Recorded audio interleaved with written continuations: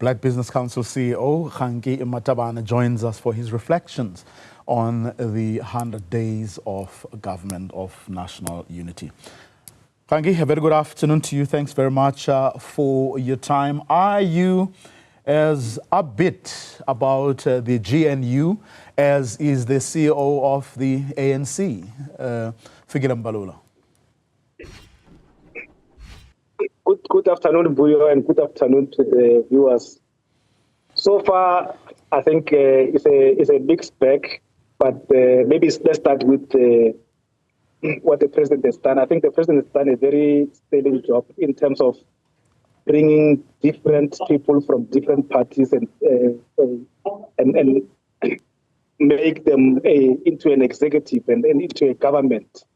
You can imagine that discussions. Those type of discussions could not have been much easier because of where the parties were during the campaign. So we just have to say the president has done a very good job in making sure that at least we do have a government. And then when we look at the 100 days so far, there are a few shining lights, starting with, for example, the Minister of Electricity. We are now on day 200 and something with no load shedding. And that basically before the elections, we thought we were dreaming, and many people remember or the doomsayers were saying they are just keeping electricity just for elections. And the minister has basically proven them that no. This is it's an engineering problem. It's got engineering solutions, especially by the competent leadership of Eskom, starting from the chairman, the CEO, the head of operations Numalo, and then the staff. So that you can say the GNU is doing very, very well as far as that minister is concerned. Minister Pakstau as well is one of those shining lights. When he got there, he found a department with basically everyone acting. People used to call it Hollywood.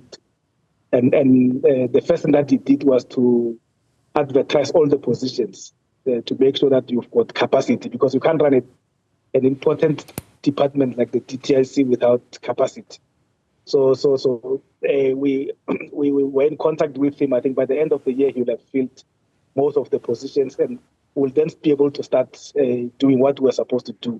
And then one thing that also he has done, within a few days of being appointed, he signed the Legal Charter Council, and that legal charter code, and that code has been with the department for more than 5 years, and we didn't even understand where the delay is.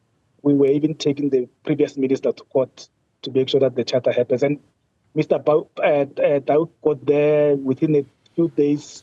We had a meeting with him, and then he signed it. So those are the few lies that we see. Things are happening, and I think there are also positives. For example, when we look at the Home Affairs, they were able to do a lot of work in terms of the backlog. You know, if you are interacting with Home Affairs, you know, and a lot of business people have been a bit frustrated with how long it takes to get a visa, working visa for experts.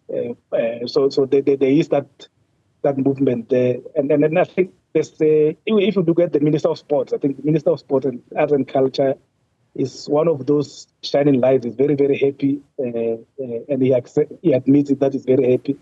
But he's doing well. I think one thing that he says he wants to do is to bring the Formula One to South Africa, and that will bring a lot of visitors into South Africa. That will bring a lot of business into the country. So I think so far the other ministers are still finding their feet and learning, but so far things are going well. And you see the complicated, sophisticated economy is doing well. The rent is doing well. The JS is doing well.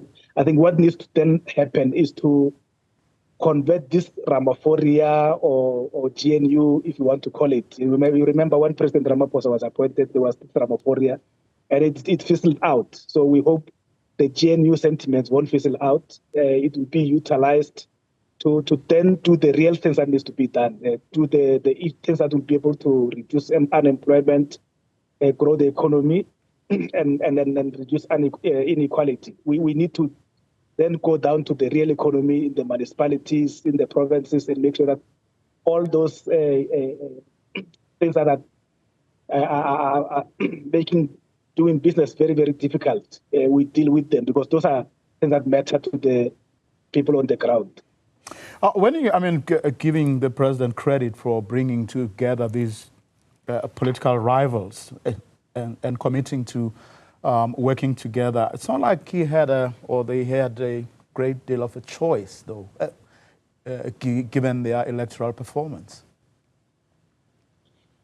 Yes, he didn't have much choice, but he had to, within a very few, a few days or a few weeks, come up with a working government.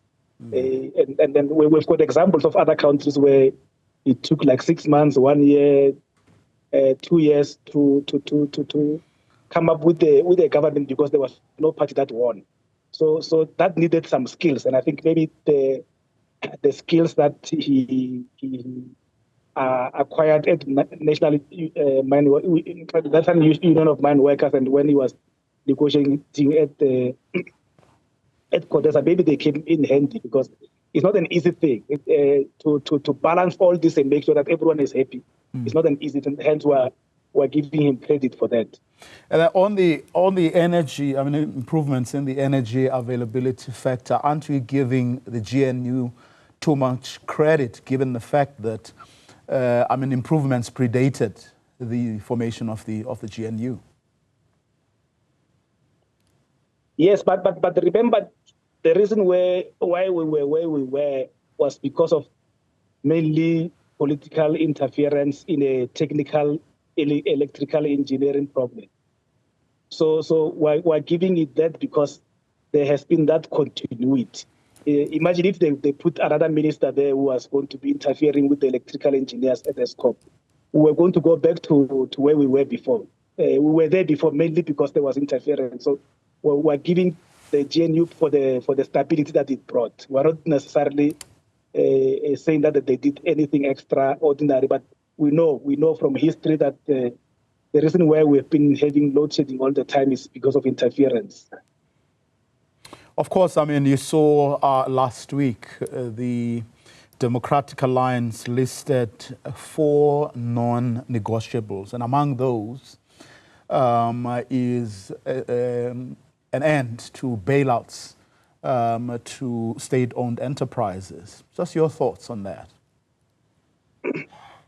Yeah, I think we do agree to some extent on stopping bailout for some of the SOCs, not all of them, because some of the SOCs are very, very important for what is called in economics public good.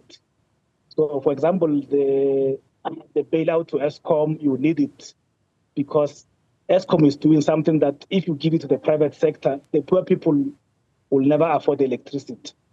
But there are other institutions that we don't necessarily need. Like if you look at things like the post office, we can do away with the post office, and it won't affect the ordinary person on the street. It won't affect their life. But there are other important ones that are doing things like transporting people to work, and those ones you need.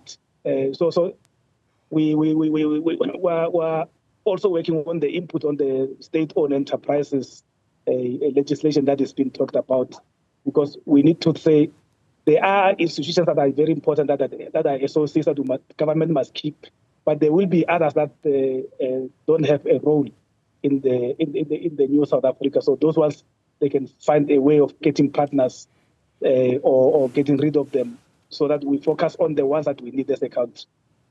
Well, I don't know if people in rural areas will agree with you on the place of the post office in their lives, though. Yeah, we can do away with the post office and replace it with something efficient, because some of us we've got relatives in the rural areas, but we because of the way the post office is operating, you can't even send money through the post office because the money gets stolen. So there's a need for a similar type of a post office type of similar to post office thing, but I don't think we need the current post office the way it is. What, in your view, should be the next steps of the GNU? Because obviously we cannot continue to just parade its formation, as the best thing to have come out of this arrangement. What should be the next steps now when we go to day 101 all the way? I think the next one is to focus on things or sectors that are going to create jobs. We need to focus on sectors that are going to grow the economy. And then we all know that all over the world, if you want to grow the economy, if you want to reduce unemployment, we need to focus on supporting small business, especially funding of small businesses.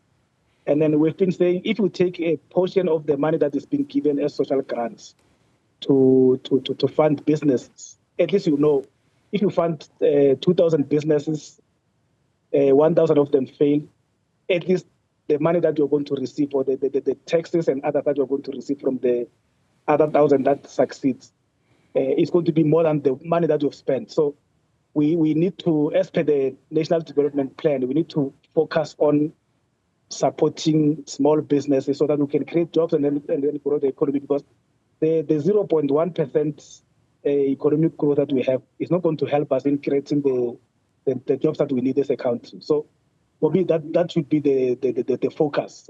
Utilize the mood that has been generated by the GNU, and then take it to the real economy where we need it most. What do you think of the performance of the small business department so far? I think the challenge with the Department of Small Business is that I think the way it's structured is not necessarily the best way.